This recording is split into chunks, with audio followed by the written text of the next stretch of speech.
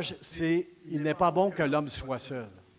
Pasteur, c'est la journée de la fête des mères. On pourrait-tu mettre les hommes de côté un petit peu? Il n'est pas bon que l'homme soit seul. Ça, c'est le titre que vous donnez à un message pour la fête des mères, pasteur? Je dis oui. Parce que ce matin, je veux pas que ce soit la fête des mères. Ce matin, je veux honorer nos femmes, puis je veux honorer les mamans, mais pas juste aujourd'hui. Je veux que nous, les hommes, on puisse honorer puis bénir les femmes toute l'année, tous les jours de chaque jour de chaque année. Alors, c'est pour ça que cette prédication s'appelle « Il n'est pas bon que l'homme soit seul ». Parce que si Dieu a fait une chose extraordinaire, frères et sœurs, c'est d'avoir créé la femme pour venir en aide à l'homme. La femme, c'est une aide, c'est un secours, c'est une bénédiction, c'est un cadeau qui vient de Dieu, c'est un don qui vient de Dieu. C'est Dieu qui a eu cette idée-là de créer la femme. Et je vois Gabriel qui dit Amen, parce que... Boy, on ne peut pas se passer de nos femmes, Gabriel. Hein? Présentement, Gabriel, son épouse est à l'extérieur un peu, là, puis il est tout seul à la maison. Alors, Gabriel comprend très bien ce que je suis en train de dire. Terry, j'ai parlé avec Terry, ça fait 2 semaines que son épouse est à l'hôpital. 5 enfants à la maison, Terry. La banque alimentaire à s'occuper le jour, 5 enfants à gérer à la maison. Ça fait pas de sens pour un homme. Pour une femme, c'est jamais une corvée, s'occuper des enfants. Mais pour nous, les gars, wow! Quel défi à la maison, là! C'est c'est quelque chose. Les femmes, j'ai lu le titre d'un livre récemment qui s'appelle, pour les femmes, là, pour la fête des mères spécialement, ça s'appelait « Une aventure, être mère, une aventure courageuse et passionnante ». Pour les gars, ça serait un autre titre. Une aventure souvent désastreuse et... c'est compliqué, c'est toujours compliqué pour les hommes. Et moi, je veux remercier Dieu pour la femme extraordinaire que j'ai eue, qui est toujours là, été là à mon secours. Moi, Gabriel, mon épouse, à un moment donné, s'est fait opérer. Il s'est fait opérer dans le dos. Il était comme 2 mois au lit, opéré dans le dos. J'ai fait un burn-out. Là, c'est pas une blague que je fais. J'ai réellement fait un burn-out médicamenté, diagnostiqué, 2 ans. 2 ans, le téléphone sonne, puis je pleure. 2 ans à être... Ça, c'est juste avant que je connaisse le Seigneur. Mais comme le pasteur Charlie le dit si bien, parfois on traverse des moments difficiles, c'est pour la gloire de Dieu. Parce que c'est pour échapper à ce burn-out, cette dépression, que mon cœur s'est tourné vers Dieu un jour, puis il m'a complètement sorti de ça. Là. Je veux dire merci au Seigneur d'avoir permis ça, cette épreuve-là, mais c'est pas une blague. Quand nos femmes ne sont pas là, on est toujours proche du burn-out. Hein, Gabriel? On est toujours sur la ligne. Pour les femmes, être mère, c'est une aventure passionnante. C'est une aventure. C'est courageux, une femme. Une femme, c'est pas une tâche. Dieu vous a donné un don. Dieu vous a donné quelque chose qui est dans lui, qui vient de lui. Il l'a donné aux femmes. Et moi, je veux dire merci au Seigneur pour toutes les femmes et pour toutes les mères ce matin. Toutes les femmes ne sont pas des mères. Et autant les femmes que les mères, c'est un cadeau de Dieu que Dieu a fait aux hommes. C'est ça qu'on va voir ce matin. Et tous les hommes, dites Amen. Encouragez-moi de le dire Amen. Seigneur, aide-moi à prêcher. parce que, frères et sœurs, comment je pourrais dire ça? Êtes-vous prêts à entendre la parole de Dieu ce matin, frères et sœurs? Dites à quelqu'un, tu n'aimerais pas tout ce qu'il va dire ce matin. Tu n'aimerais pas tout ce qu'il va dire.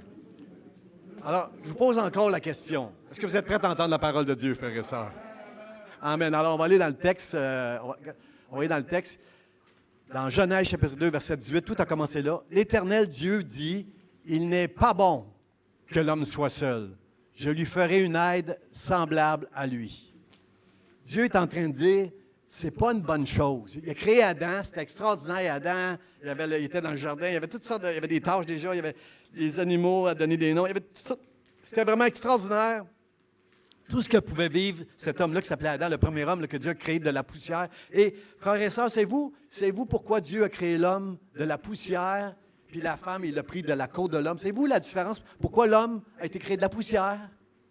C'est pour lui rappeler un peu son humilité, ses origines humbles, quand il est un peu orgueilleux. Est-ce que ça arrive des hommes qu'on est orgueilleux des fois? Juste les hommes qu'on doit dire oui, pas les femmes là. Que l'homme soit né que Dieu a créé l'homme à partir de la poussière, c'est juste me rappeler, Jean, garde-toi une petite humilité, là. Si Dieu m'a donné un leadership en tant qu'homme et des tâches à accomplir, il veut me rappeler que j'ai été formé à partir de la poussière. Alors Dieu dit, c'est pas bon que l'homme soit seul, je vais lui faire une aide semblable à lui. Wow, quelle chose extraordinaire. Vous savez, frères et sœurs, être une femme, Dieu a mis dans la femme des qualités qui viennent de lui. Il y a des dons, il y a des talents dans les femmes que Dieu ça vient de Dieu. C'est Dieu qui vous a donné ces talents-là. Et nous, les hommes, on profite des talents et des dons que Dieu a donnés à la femme. Quand la femme n'est pas là, quand la femme tombe malade, nous, on est proche de tomber malade aussi. On a très, très, très grand besoin de vous.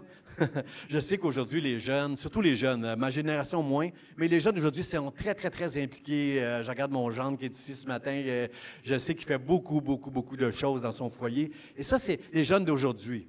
Mais c'est sûr que Fred me dirait, mais si ma femme n'était pas là, moi aussi, je serais burn-out, parce que j'aime aussi, je serais dans la catégorie burn-out. On a besoin les uns des autres. C'est vrai que les jeunes, aujourd'hui, en font beaucoup plus. Je regarde mes garçons, ils en font beaucoup plus. Mais les hommes, ça s'épuise. On dirait que les femmes ne s'épuisent pas, eux autres.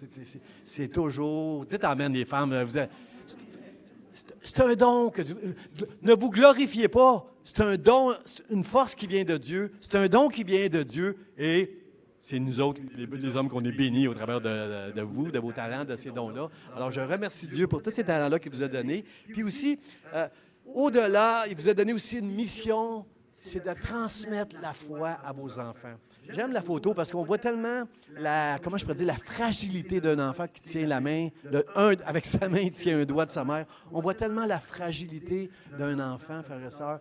Une maman, j'entendais une pédopsychiatre, dire à un enfant à un moment donné, tu sais, là, des parents, là, c'est pénible. Parce qu'une maman, elle est là pour préparer son enfant à la vie. À la vraie vie. Alors, une maman, des fois, elle va être sévère, elle va être ferme, mais c'est toujours avec amour, c'est pour préparer l'enfant à une vraie vie. La mission d'un homme et d'une femme dans l'Église, ça, des hommes et des femmes qui sont chrétiens, notre mission, c'est de conduire nos enfants à Dieu. Vous êtes d'accord avec ça? On a un texte dans la Bible, ça paraît pas à l'écran, mais on a l'apôtre Paul qui dit à Timothée, tu sais, Timothée, là, la foi que je vois en toi, là, ça, c'est cette fois-là, je l'ai vu dans ta grand-maman, Loïs, puis dans ta mère, Eunice. Je suis sûr que cette foi que tu as, c'est la foi qu'elles avaient et qu'elles t'ont transmis parce que elles étaient là pour t'enseigner, pour t'aimer, pour être pénible des fois avec toi dans ses conseils, mais tout ça pour te préparer à la vraie vie et surtout à connaître le Seigneur Jésus-Christ un jour dans ta vie. La plus grande bénédiction qu'on peut laisser à nos enfants, c'est qu'à un moment donné, quelque chose dans nos vies les aide. Que Dieu se serve de nous, les parents, pour qu'à un moment donné, qu'ils puissent se tourner vers Dieu avant de faire un burn-out. Hein? Ça serait mieux là, de se tourner vers Dieu. J'ai un prédicateur que j'aime beaucoup qui s'appelle Charles Spurgeon. Charles Spurgeon raconte que lorsqu'il était jeune, les moments qu'il aimait le plus, c'était le dimanche soir. Parce que les dimanches soirs, Charles Spurgeon s'assoyait à la table avec la famille, s'assoyait autour de la table, puis maman sortait la Bible, puis elle prenait un passage comme le pasteur Shirley a fait ce matin, expliquait le passage aux enfants et priait avec eux autres. Et lorsqu'elle se mettait à prier, Charles Spurgeon dit, il y a des mots que ma mère utilisait quand elle priait que je n'oublierai jamais de ma vie. Parce que c'est des mots qui venaient du ciel, qui étaient inspirés et qui touchaient le cœur des enfants. Et un jour, Charles Spurgeon donne la gloire à sa mère, un peu comme Timothée a été élevé par sa grand-mère Loïs et Eunice. Il donne la gloire à Dieu que sa mère, au travers de ces moments-là, a eu une grande influence sur sa vie. Puis Spurgeon a eu un grand impact aussi sur plein de gens. Et ce que j'aime des femmes, chères femmes et chères mamans ici, là, ce que j'aime de vous, là, c'est que Dieu vous appelle à avoir un impact sur les gens qui vous entourent. Premièrement, sur tes enfants, Émilie. Premièrement, sur tes enfants, puis ensuite, sur tous les gens qui vous entourent. Dieu vous appelle à avoir un impact, ça veut dire une influence sur les gens qui vous entourent. À cause de l'amour et la foi que vous avez, cet amour-là, cette foi-là, Dieu va s'en servir autour de vous. Et moi, je dis merci au Seigneur pour ça. Seigneur, aide-nous. Vous savez, Les femmes sont là pour prendre soin des besoins des enfants et nous, des hommes. De prendre soin, de donner des instructions. Merci Dieu. Merci Seigneur pour ça. Vous savez, Dieu est esprit. Dieu n'est pas un homme, puis il n'est pas une femme.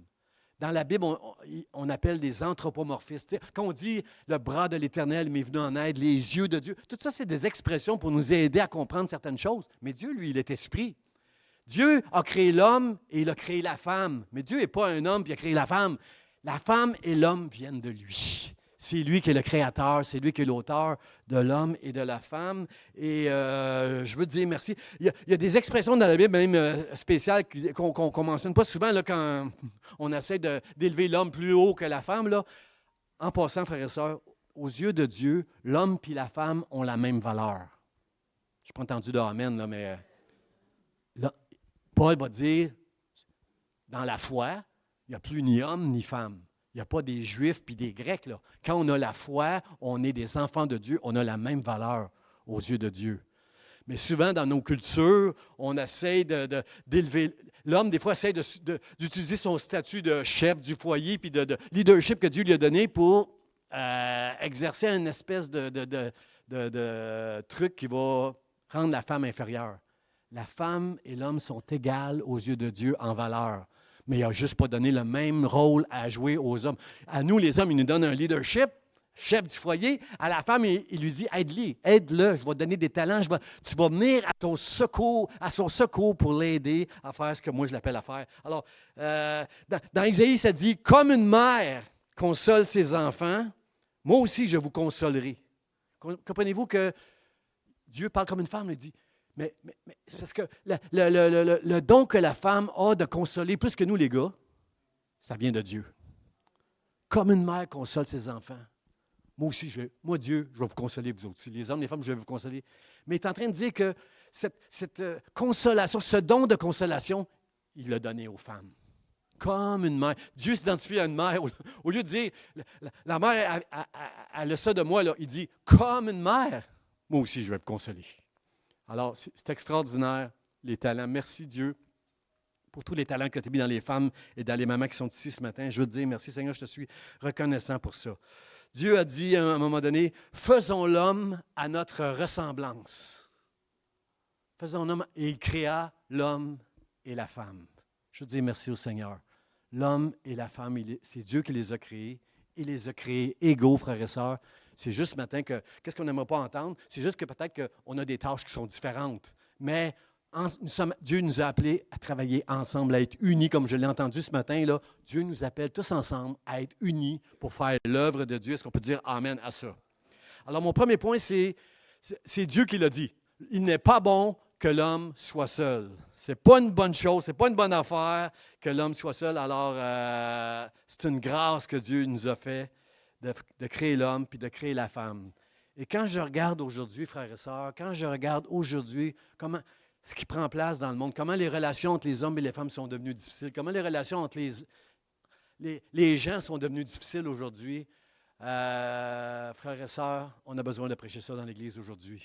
On a besoin de demander pardon à Dieu pour toutes les fois qu'on n'agit pas d'une manière qui va honorer puis glorifier Dieu. Qu'on ne prendra pas soin des femmes qui nous entourent, que les femmes ne prendront pas soin des hommes qui les entourent, qu'on ne prendra pas soin les uns des autres. On a besoin de demander pardon à Dieu parce que lorsque je regarde l'actualité, c'est ça qui prend place, frères et sœurs, aujourd'hui. Là. Il y a beaucoup de chicanes, il y a beaucoup d'agressions, il y a beaucoup de... Comment je pourrais dire ça? Ça va mal. Mais ici, dans l'Église du Seigneur Jésus-Christ, on veut entendre ce matin, pasteur, parle-nous, parce qu'on veut faire la volonté de Dieu ici à l'Église Vie d'Espoir. Est-ce que je peux entendre amène à ça? La Bible dit, quand Dieu a créé l'homme et la femme, il a dit, c'est pourquoi l'homme et la femme quitteront son père et sa mère et ils feront une seule chair. Une seule chair. Adam et Ève, ensemble, ils vont faire un. Ça ressemble à la prière que Jésus a faite. Hein? Moi et mon Père, nous faisons un. Et il dit, l'homme et la femme seront une seule chair. L'apôtre Paul va répéter ça dans Éphésiens, chapitre 5, il va répéter la même chose. Puis Jésus aussi. Jésus va dire ça dans Marc, chapitre 10, il va répéter cette phrase-là dans Genèse en disant, les deux hommes, femmes, qui s'unissent ensemble, ils vont devenir une seule chair. Ils ne sont plus deux, mais ils sont une seule chair. Puis là, il rajoute ceci, que l'homme, donc, ne sépare pas ce que Dieu a joint. L'homme, la chair qui est dans l'homme. Que l'homme, que rien en nous ne sépare ce que Dieu a uni puis joint ensemble. Jésus répète ça, là, parce que c'est dans une discussion qu'il avait avec les pharisiens qui voulaient savoir, est-ce qu'on peut divorcer des fois, là, dans cette discussion-là, il leur annonce que l'homme ne sépare pas ce que Dieu a joint. Le problème, frères et sœurs, avec la chair, bien que nous faisions une seule chair, nous, les hommes et les femmes, moi et mon épouse, on fait une seule chair depuis qu'on est mariés, on est un. Le problème, c'est le mot chair. Parce que quand on se marie, frères et sœurs, c'est deux pécheurs qui se marient en chambre. L'homme et la femme, on est des pécheurs. On est fait de chair. Est-ce que ça se peut que des fois, dans nos maisons, on laisse la chair nous dominer? Pas eu beaucoup d'amen, hein? C'est pas facile à admettre, cela, là, qu'on laisse la place à la chair des fois. Moi, je l'admets, j'ai demandé pardon tantôt dans une prière, j'ai demandé pardon à Dieu pour toutes les fois où j'ai laissé place à la chair dans ma propre maison face à mon épouse. Là. Je demandais pardon à Dieu, mais c'est ça l'affaire, c'est qu'on est des pécheurs qu'on marie ensemble, on fait des promesses devant Dieu. Je vais prendre soin d'elle dans la maladie, dans la santé, dans la richesse, dans la pauvreté, les bons jours, les mauvais jours. Je vais prendre soin d'elle, Seigneur. Mais là, si tu laisses ta chair, à chaque fois que ta femme n'agit pas comme tu voudrais qu'elle agisse, ou le contraire, si tu laisses place à la chair, mon frère, ma soeur, ça ne sera pas long. Ça sera pas long. Ce qu'on voit là présentement, là, ça ne dure pas longtemps, des fois, les gens. Pourquoi? Parce qu'on laisse trop de place à la chair. Est-ce qu'on peut dire ce matin, je veux faire avec mon épouse une seule chair devant Dieu? C'est le devant Dieu qui est important, là. Parce que ce n'est pas parce qu'on est des pécheurs que c'est une excuse, comprenez-vous, pour briser notre mariage, là. On est des pécheurs, on va faire des erreurs, mais ce n'est pas une excuse ce matin pour laisser place à ta chair et dire à ton conjoint, mais je suis comme ça, qu'est-ce que tu veux, je suis comme ça, je suis un pécheur, je suis une pécheresse, je suis comme ça. Ce n'est pas une excuse. Il faut que tu travailles dans ton mariage pour ne pas laisser ta chair l'emporter. Puis la Bible a un bon truc, il y a une place, ça dit, la corde à 3 brins ne va pas se rompre facilement. La corde à 3 fils. Mets 2 fils ensemble, 2 ficelles ensemble, tu sais, dessus, là, tu risques de la casser. Mais mets 3 ficelles ensemble, tu ne la briseras pas. Tu as besoin de Dieu dans ton couple. Tu as besoin de la sagesse de Dieu. Quand ta chair, elle aimerait ça s'exprimer puis dire des choses qu'elle ne devrait pas, c'est par la grâce de Dieu que tu vas retenir ta bouche. Puis si tu n'es pas capable de la retenir, que tu vas aller t'excuser à ton conjoint après, quand tu n'auras pas été capable de retenir ta bouche. Je vais entendre des amens là-dessus, là. Laissez-moi pas tout seul, s'il vous plaît, là. Parce que notre chair, frères et sœurs, c'est la porte du diable pour faire le trouble dans nos maisons. C'est la porte du diable pour faire le trouble dans notre société. Si ça va si mal aujourd'hui, c'est parce qu'on laisse trop de place à la chair. La chair, elle veut son propre bien à elle. Moi, je veux mon bien à moi. Je veux être béni. Moi, je veux... Comprenez-vous? La chair, elle prend soin de elle. Mais la Bible dit à l'homme et à la femme dans un couple, même ton corps ne t'appartient pas. Prends soin de ton conjoint. Je dois prendre soin de l'autre comme j'ai envie de prendre soin de moi. Puis encore plus que ça. Aux hommes, Dieu va demander plus que les femmes encore à l'intérieur d'un couple parce qu'il nous connaît. Il sait comment on aime prendre soin de nous-mêmes. Puis il nous dit, prends soin de ta femme plus que de toi-même. Aime ta femme comme Christ a aimé l'Église. Bien, Jésus est mort sur la croix pour l'Église. Jésus a appris à renoncer à lui-même. Si tu es un homme ce matin, puis tu veux le bonheur et la paix dans ta maison, tu dois dire, je veux t'aimer comme Jésus a aimé. Alors, notre chair, elle est ennemie de Dieu. Elle n'est même pas, la Bible nous dit qu'elle n'est pas capable de se soumettre à la loi de Dieu. Alors, ce matin, Seigneur, aide-nous. Aide-nous par ta grâce, Seigneur, à ne pas laisser notre chair, mais faire ta volonté dans le nom de Jésus. Le contraire, la Bible dit que la femme, Dieu... il n'est pas bon que l'homme soit seul. Comment je dirais ça? Comment je dirais ça? L'antonyme, frères et sœurs, comment je le dirais, je ne sais pas comment dire, la chair est l'ennemi de Dieu. On est d'accord avec ça. Ennemi de Dieu, ça veut dire que adversaire. Je vais dire ça de même. C'est un adversaire. Notre chair est une adversaire pour les choses de Dieu. C'est une entrave. C'est une entrave. Et quand une femme croit que son mari mérite qu'elle ne vienne pas à son secours, qu'elle ne vienne pas l'aider, elle fait une erreur, frère et sœur. Elle est en train de se priver des dons que Dieu a mis en elle pour venir à son mari. C'est pourquoi la Bible dit, même si ton mari ne croit pas, même si ton mari n'est pas fin, bénis-le. Dites amen les femmes. Dites amen les femmes. Là, je vous l'ai dit, vous n'aimerez pas entendre des affaires. Là. Il faut que Dieu a mis un don divin en toi, puis ne permets pas à ta chair d'empêcher ce don de l'exercer. Est-ce que je peux vous donner 2 conseils dans un couple à faire tous les jours, prie pour ton conjoint dans un temps de prière. Surtout, je dirais le matin, avant de commencer la journée, là, chaque matin, je dis merci mon Dieu à ma femme. Des fois, je n'ai pas sorti de mon temps. Des fois, je n'ai pas fini mon temps de prière, puis je crie dans les escaliers à ma femme, chérie, je t'aime. Parce que je viens de prier, Seigneur, merci pour la femme que tu m'as donnée. Aide-moi à prendre soin d'elle. Alors, et là, je suis rempli de l'amour de Dieu quand je suis en train de prier pour ma femme. Et là, je ne peux plus m'empêcher. Seigneur, donne-moi une seconde. Chérie, je t'aime. Pourquoi je suis en train de dire chérie, je t'aime? C'est parce que j'ai laissé Dieu, dans mon cœur, me diriger mes élans vers ma femme. Prie pour ton conjoint tous les jours. Même s'il est désagréable, il risque de devenir un peu plus agréable. Juste si tu pries pour lui, parce que c'est Dieu qui a créé ton conjoint. C'est Dieu qui te l'a donné. C'est un cadeau. C'est un cadeau. Il n'est pas bon que l'homme soit seul. Et Dieu m'a donné cette femme-là. Alors, je veux prier pour elle. Puis l'autre chose que vous devez faire, même si ça fait 25, 30 ans que vous êtes mariés avec le même conjoint, à tous les jours, prends le temps de prendre ton conjoint dans tes bras. Une fois par jour. Même après 30 ans de mariage, là, bon, je n'ai pas besoin de dire ça à Shirley, là, à son mari. Je n'ai pas besoin de dire ça à des jeunes mariés. Là. Bon, vous faites ça plus qu'une fois par jour. Mais ceux qui sont mariés depuis longtemps, prenez l'habitude. Juste pour avoir cette image dans votre tête, moi et mon conjoint, on fait une seule chair. Et on se prend dans les bras. Moi, ma femme, je dis, oh, chérie, c'est notre moment. Et là, on se prend dans nos bras pendant quelques secondes. Juste pour nous rappeler qu'on fait une seule chair. Et ce que Dieu a joint, que l'homme ne vienne pas le séparer. Frères et sœurs, Dieu a créé l'homme de la poussière. Et il a créé la femme comment? La Bible nous dit qu'il a endormi l'homme. Je sais que ça a l'air bizarre pour les gens, surtout pour les non-croyants. Là. Dieu a endormi l'homme et de sa côte, à l'intérieur de son corps, il a créé la femme.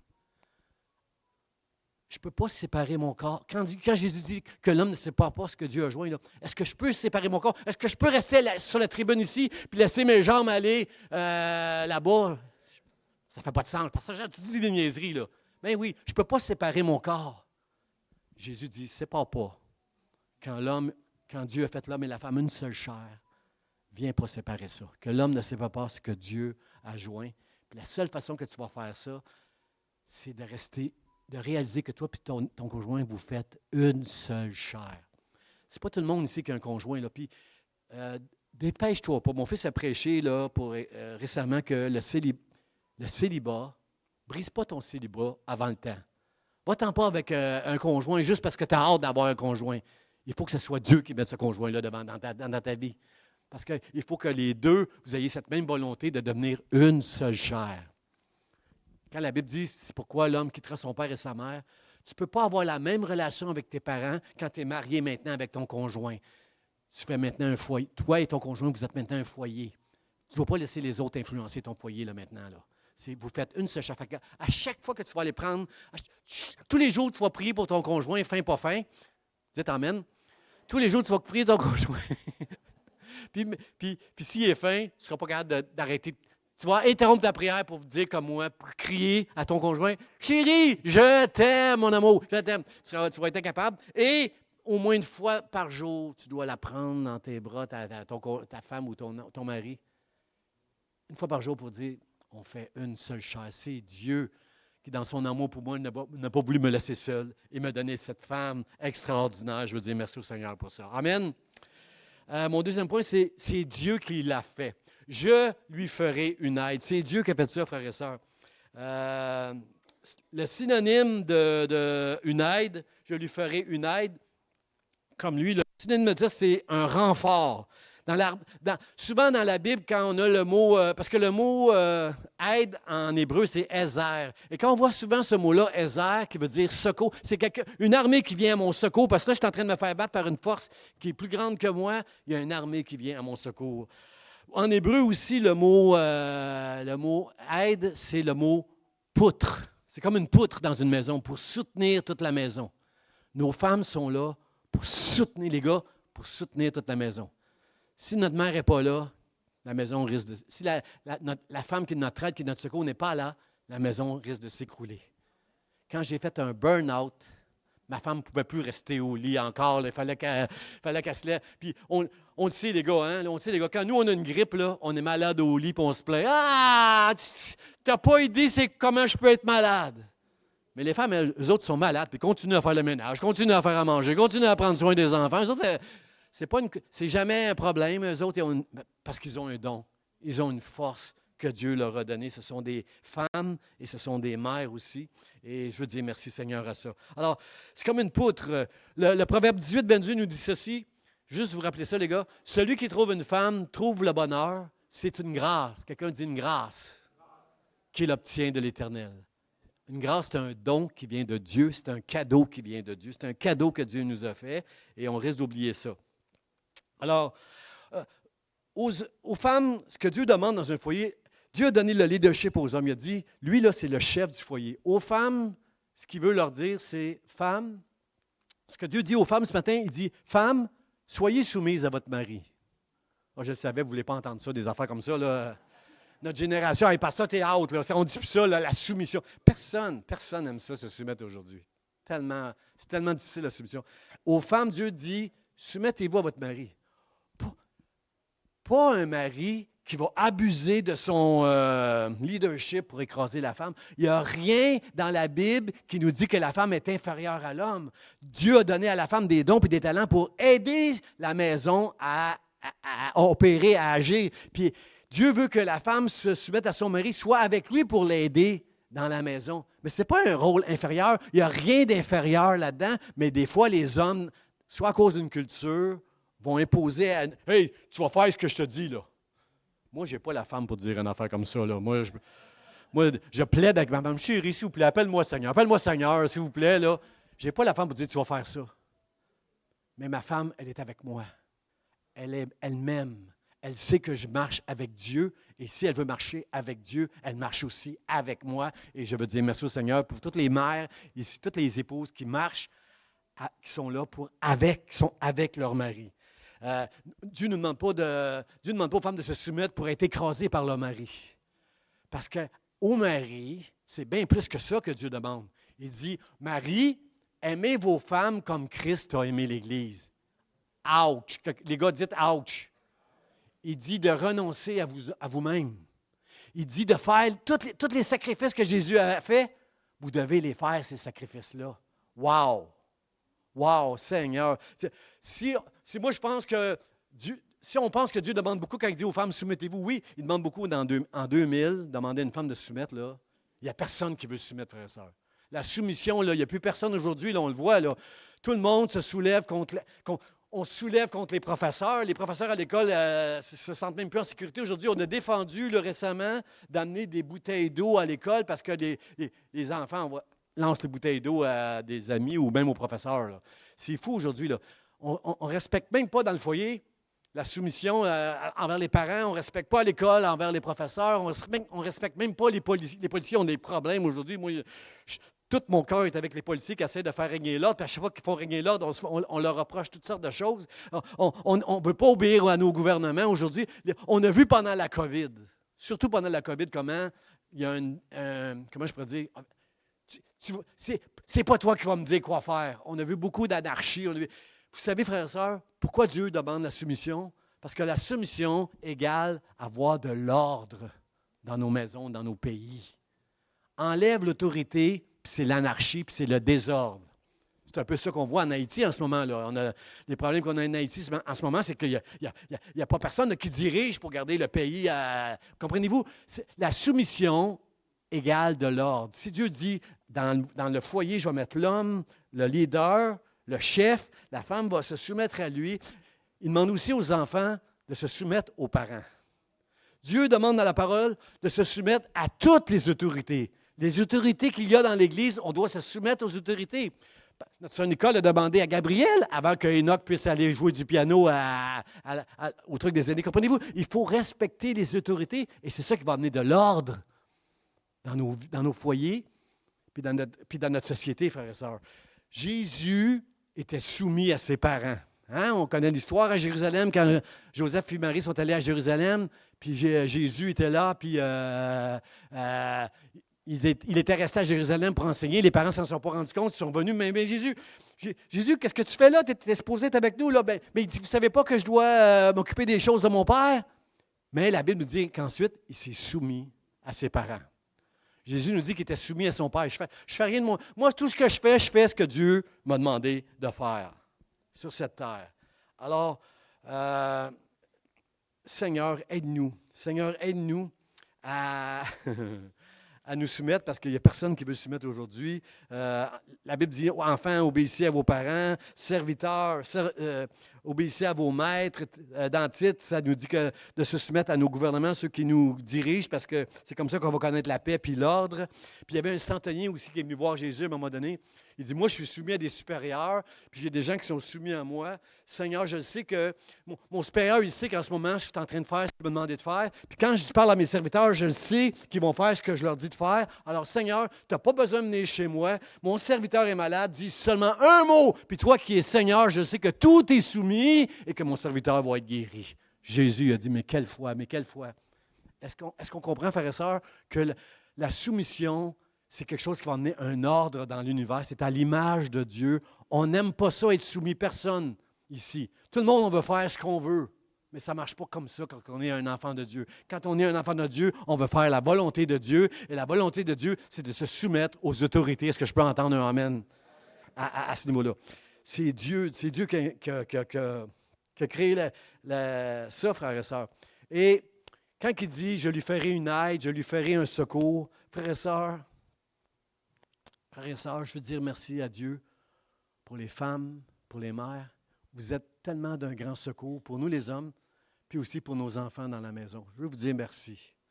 Puis on a tellement un bel exemple dans la Bible de secours, c'est cette femme cananéenne qui croyait en Dieu.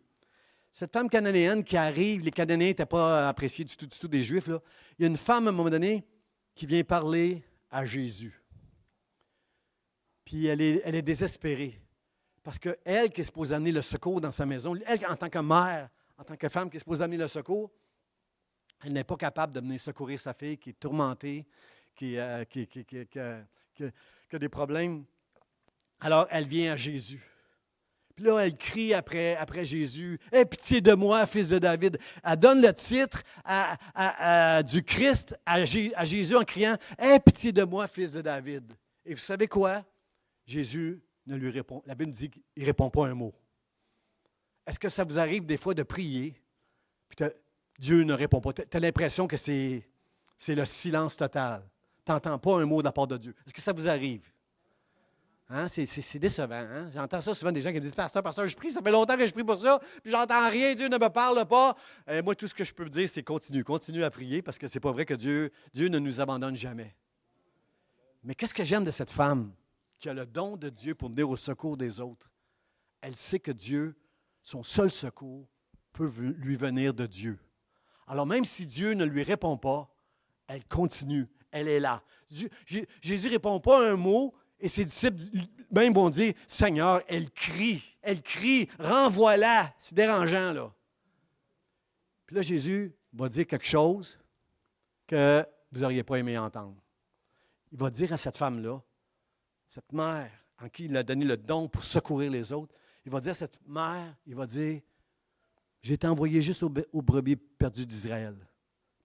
Pas aux autres nations, là, les païens comme les Cananéens. Je suis venu juste pour les brebis perdues d'Israël. C'est pour ça que j'ai été envoyé moi. Après moi, la bonne nouvelle va être répandue partout, mais là, moi, je suis venu jusqu'aux brebis d'Israël. Puis là, savez-vous ce qu'elle a fait? C'est une mère qui sait très bien qu'elle ne peut pas venir au secours de sa fille. Alors, elle s'est jetée aux pieds de Jésus, puis elle s'est prosternée devant lui. Puis elle a dit, « S'il vous plaît, aie pitié de moi, viens à mon secours. Viens à mon secours, parce que moi, je ne peux pas secourir ma fille. Je viens à toi, parce que toi, tu es capable de venir secourir ma fille. » Et là, Jésus va dire quelque chose que vous n'auriez pas aimé entendre personne. Il a dit, c'est pas bien de donner le pain des enfants, en parlant des enfants de Dieu, du peuple de Dieu. C'est pas bien de donner le pain des enfants à des petits chiens. Parce que c'est comme ça qu'on appelait les païens, ceux qui n'étaient pas juifs, ceux qui n'étaient pas devenus des croyants en Dieu, là, on les appelait des chiens. C'est pas bien de prendre le pain des enfants puis de les donner aux petits chiens. N'importe qui serait parti offensé, frères et sœurs. Mais elle sait très bien que celui qui est devant lui, c'est le Fils de Dieu, c'est celui qui guérit les malades, qui chasse les démons. C'est lui que j'ai besoin, c'est lui que ma fille a besoin. Alors, elle a besoin, si elle veut avoir un impact dans sa maison, elle doit persévérer dans sa prière auprès de Jésus. Vous êtes d'accord avec ça? Alors, elle réfléchit. OK. Elle dit, OK, il vient de me dire que ce n'est pas bien de prendre le pain des enfants pour le donner aux enfants. Les enfants qui sont à la table, eux, ils mangent le pain, puis on ne peut pas donner ça aux chiens. OK. Et là, elle a une image, parce qu'elle ne lâchera pas. Une maman qui a eu le don de Dieu pour prendre soin de ses enfants ne lâchera jamais pour donner du secours à son enfant. Vous êtes d'accord avec ça? Elle a l'image dans sa tête des enfants qui sont assis à une table, puis là, elle dit, « Oh Seigneur, c'est vrai, qu'est-ce que tu dis? C'est pas bien de faire ça. » Mais les enfants laissent tomber des miettes sous la table lorsqu'ils mangent. Moi, j'ai un petit chien, puis si je laisse tomber une miette, ça prend 2 secondes. Elle entend le son, puis elle vient coco, puis il faut se dépêcher si on ne veut pas qu'elle le mange avant de le prendre avant elle, parce qu'elle va le manger. Alors, les petits chiens, eux, quand les enfants mangent puis échappent des miettes, les petits chiens, eux, ils sautent puis ils mangent les miettes. Seigneur, prosterné devant lui, donne-moi juste les miettes. Wow! J'étais ému quand j'ai lu ça. Seigneur, donne-moi juste les miettes. Cette femme-là, qui a reçu le don de Dieu de secourir les autres, ne pouvait pas secourir sa propre fille. Elle a demandé l'aide de Dieu. Et c'était trop pour Jésus. C'était trop pour Jésus, qui a dit, est-ce que je l'ai écrit dans mes notes, qui a dit, va, ta fille, à cause de la foi de cette femme-là, à cause de sa détermination, sa fille a été guérie au travers de sa foi, de sa persévérance. Moi, je veux dire merci aux femmes. Moi, je ne suis pas un guerrier comme une femme. Moi, je suis quelqu'un qui a tendance à se décourager quand les choses ne vont pas bien. Je veux dire merci au Seigneur, le don qu'il a mis en vous et la force et le courage de persévérer, de vous battre afin de faire du bien à votre maison. Merci Seigneur pour ça. Merci Seigneur pour toutes ces mamans, ces mères qui sont ici au milieu de nous. Dieu, merci. Merci pour ça, Seigneur. Merci, mon Dieu. Peut-être qu'elle avait lu le matin un psaume, frère et sœurs, parce que beaucoup de psaumes sont encourageants concernant le secours de Dieu. Le psaume 27 nous dit « Tu es mon secours, ne m'abandonne pas, Dieu. » Peut-être qu'elle avait lu ça le matin avant d'aller voir Jésus. Dans le psaume 46, ça dit « Tu es un secours qui ne manque jamais. » Oh, vous connaissez. C'est quoi le mot-clé là-dedans? Jamais. Tu es un secours qui ne manque dans la détresse. On va le dire encore. Tu es un secours qui ne manque? Ça, c'est encourageant. Si elle a lu ça, ça m'explique un peu pourquoi elle a persévéré, pourquoi elle n'a jamais lâché. Non, si Jésus, c'est le Fils de Dieu, si Jésus, c'est le Christ, il est un secours pour moi qui ne manquera jamais.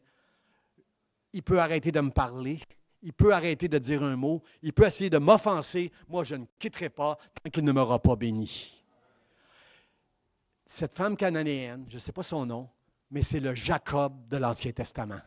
Jacob s'est battu avec l'Éternel, la Bible nous dit. Il s'est battu avec le fils, un homme qui était Dieu.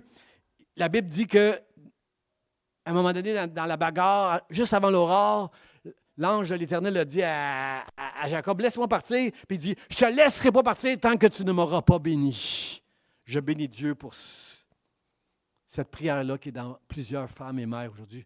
Je ne te laisserai pas partir tant que tu ne m'auras pas béni. Il y a des choses dans la vie qu'on doit juste, j'ai prêché là-dessus, là. Il y a des moments dans nos vies où on doit juste boire la coupe que Dieu nous a donnée à boire. Mais il y a des fois où on doit se battre. Et je bénis Dieu pour vous, les femmes, qui êtes prêtes à vous battre pour vos enfants, pour vos conjoints, pour votre maison, pour les âmes qui sont perdues. Je veux dire merci au Seigneur pour ça. Tu es mon, et celui que j'aime, moi aussi, là, personnellement, c'est le secours. Dans le psaume 121, le secours me vient de Dieu qui a fait les cieux et la terre. Bon, je sais, ça n'a l'air de rien, ce passage-là, là, mais si tu t'arrêtes, que celui qui va me donner du secours, c'est lui qui a créé l'univers, le ciel et la terre, alors tu comprends qu'il n'y a rien qui est impossible à Dieu pour toi. Le secours me vient de celui qui a fait les cieux et la terre. Seigneur, aide-moi, viens à mon secours, j'ai besoin de toi. Et c'est ce cœur qui était dans la femme, dans cette femme-là, ce Jacob de l'Ancien Testament qui est venu vers Jésus et Dieu l'a béni. Elle est partie avec les miettes. Seigneur, je veux te dire merci, Seigneur, pour ça. Mon troisième point, faire ça rapidement, c'est une aide semblable à lui. Dieu a fait de cette femme-là un alter ego. Alter, en latin, ça veut dire aide, ego, comme moi. Dieu a fait des animaux. Quand les fermiers travaillent avec un bœuf pour labourer la terre, c'est un alter. C'est une aide. Mais ce n'est pas un alter ego. Il n'est pas comme moi. Lui, c'est un animal. Moi, je suis un homme. La femme, c'est un alter ego. C'est mon égal. Elle a la même valeur aux yeux de Dieu que moi. Son rôle, c'est de m'aider, c'est de venir à mon secours pour bâtir un foyer pour Dieu, pour la gloire de Dieu. Et je veux remercier le Seigneur ce matin pour ça. Aide-moi, Seigneur. Aide-nous, Seigneur, à... Regardez le verset 23, qu'est-ce qu'il dit? Je l'aime beaucoup, ce verset-là. L'homme dit, voici cette fois, celle qui est os de mes os et chair de ma chair. On l'appellera femme parce qu'elle a été prise de l'homme. Cette femme que Dieu m'a donnée, elle vient de moi. Et moi, je ne suis jamais complet sans elle. C'est comme ça que ça fonctionne dans un couple, frères et sœurs. On est une seule chair, puis tu ne peux pas fonctionner. Je sais, bon, pour ceux qui ont connu un divorce, là, Dieu pardonne. Si vous avez fait des erreurs, là, Dieu pardonne. Puis si vous n'avez pas fait d'erreur, Dieu pardonne. Comprenez-vous, là, ça arrive. Il y a des exceptions là, où il y a des gens qui divorcent. Mais pour ceux qui sont ensemble, c'est important ce matin de comprendre que ce que Dieu a uni, Dieu veut le faire comprendre qu'on est une seule chair. Même chose quand Jésus dit à Dieu, il prie dans sa prière. Lui, il est un homme sur la terre, là, puis il dit, moi et le Père, nous faisons un. Bien, Gaston et Carole, ils font une seule chair ici ce matin. Ils sont un.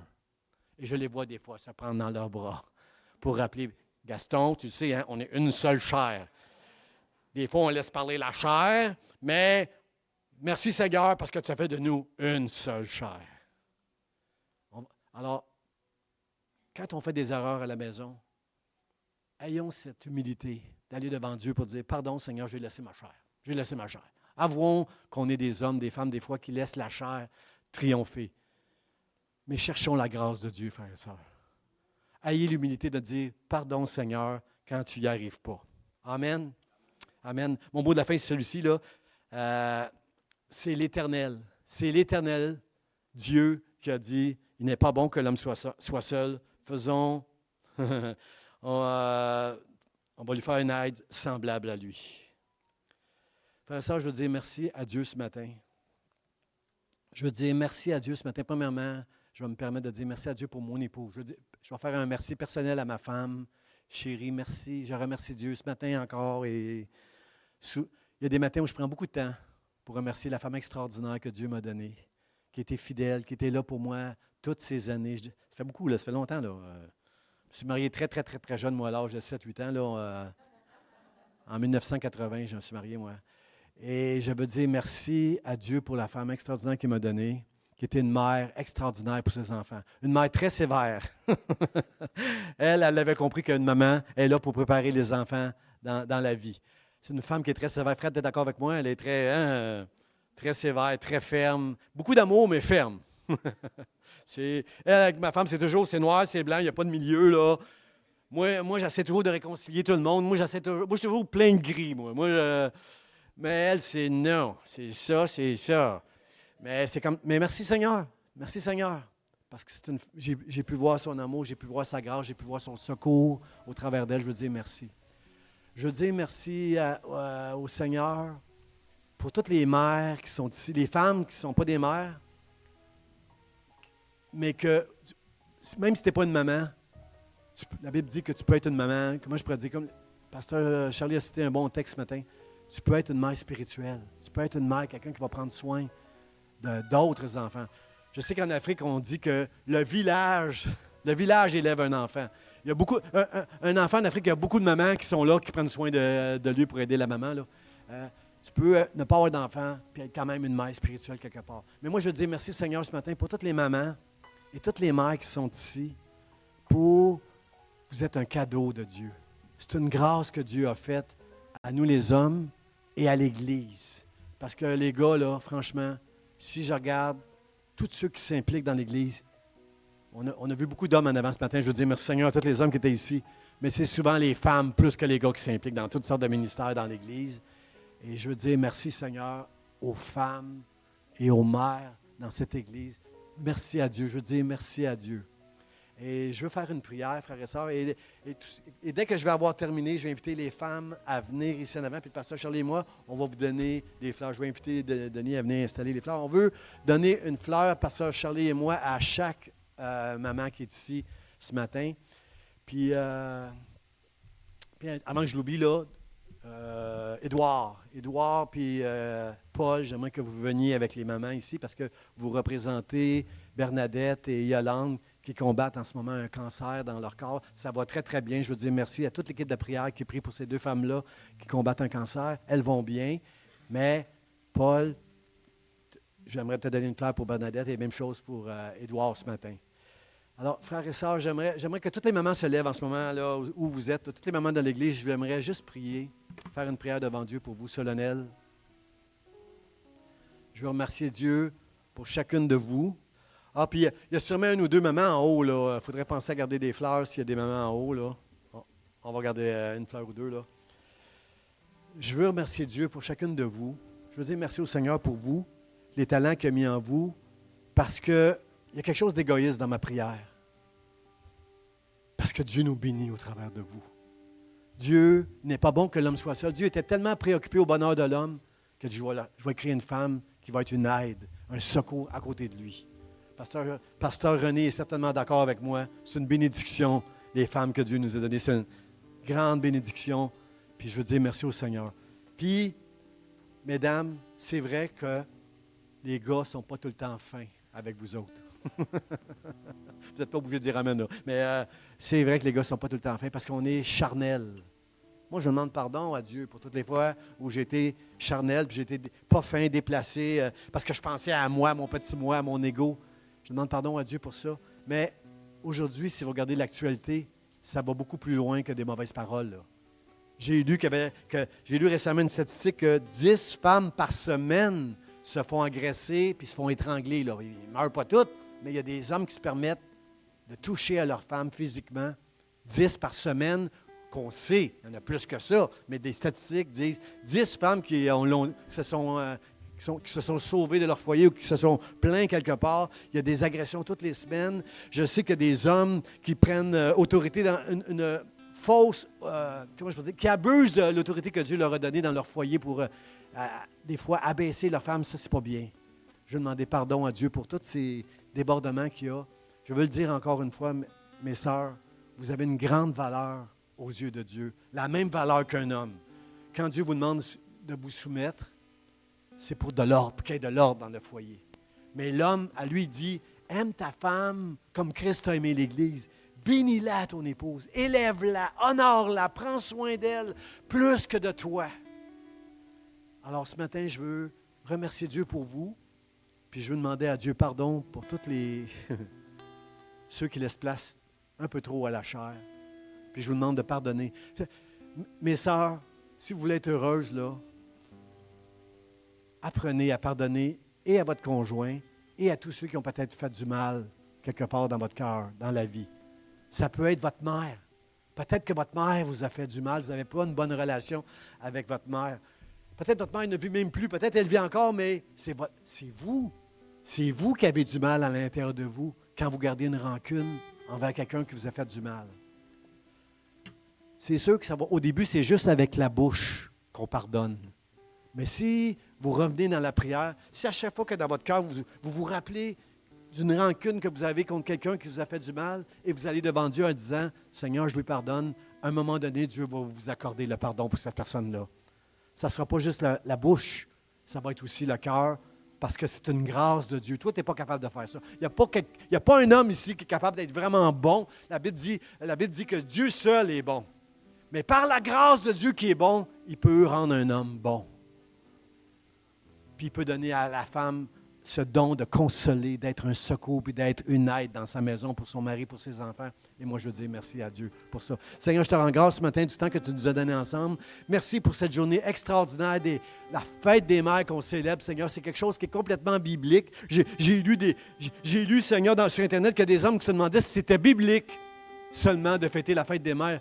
Seigneur, c'est toi qui as créé cette chose extraordinaire, une femme avec des qualités d'une mère, une femme qui est un aide, qui est un secours, qui est une consolatrice. Seigneur, merci pour toutes les mamans de cette Église, pour toutes les femmes de cette Église. Je te demande de les bénir. Et Seigneur, je te demande, pardon Seigneur, je te demande pour moi quand j'ai été égoïste, pour moi quand j'ai manqué de respect, Seigneur, que je n'ai pas honoré ma femme comme je l'aurais dû. Je te demande pardon, Seigneur.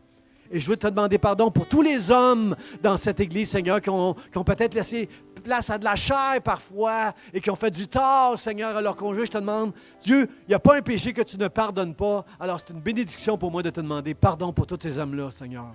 Et Dieu, je suis triste lorsque je regarde l'actualité de voir tous ces hommes, Seigneur, qui ne te connaissent pas, jusqu'où ils sont capables d'aller pour faire le mal. Dieu, je te demande pardon.